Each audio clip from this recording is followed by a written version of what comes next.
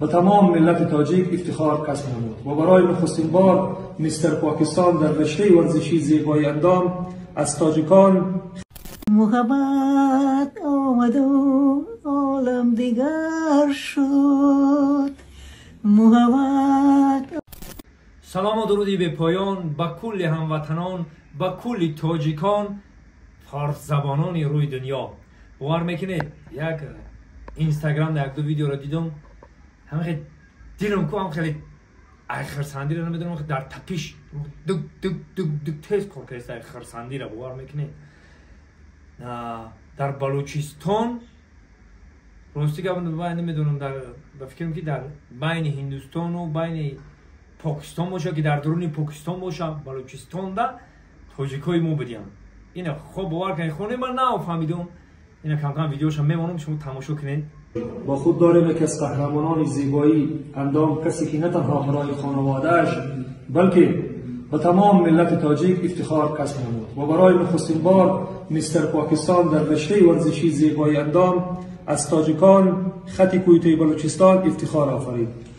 این افتخار آفرینی را نخستین برای خودش و بعداً برای ملت تاجیک و فامیل محترمش تبریک و تبریک از می‌نماییم. سلام و ادب عرض می‌کنیم به تمام ملت تاجیکای جهان، خصوصا ملت غیر تاجیکای پاکستان و صوبه بلوچستان. سلامت باشین. ولی این بود سوالاتی از قهرمان مستر پاکستان استاد عبدالرؤوف عرف فهیم تاجیک. اینا دیدیم برادرای عزیز. با ما شما دانشون میتونم که ببینین که تاجیکا چخیل زندگی میکنن. ببینین اینا.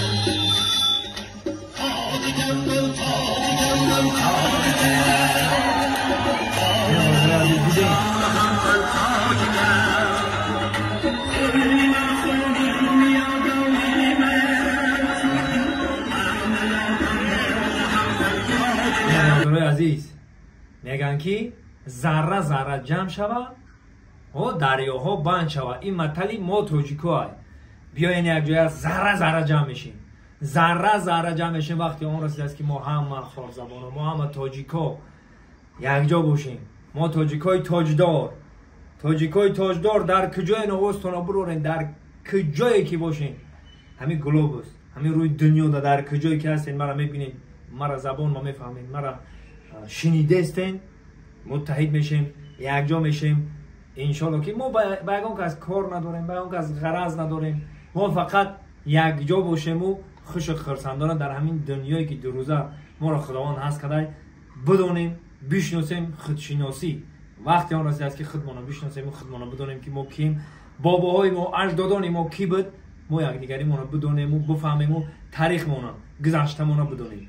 تاجیکا بازم میگیم ذره ذره جمع شود، یک جای ذره ذره جمع میشیم. خدا نگهبانی همه ما و شما.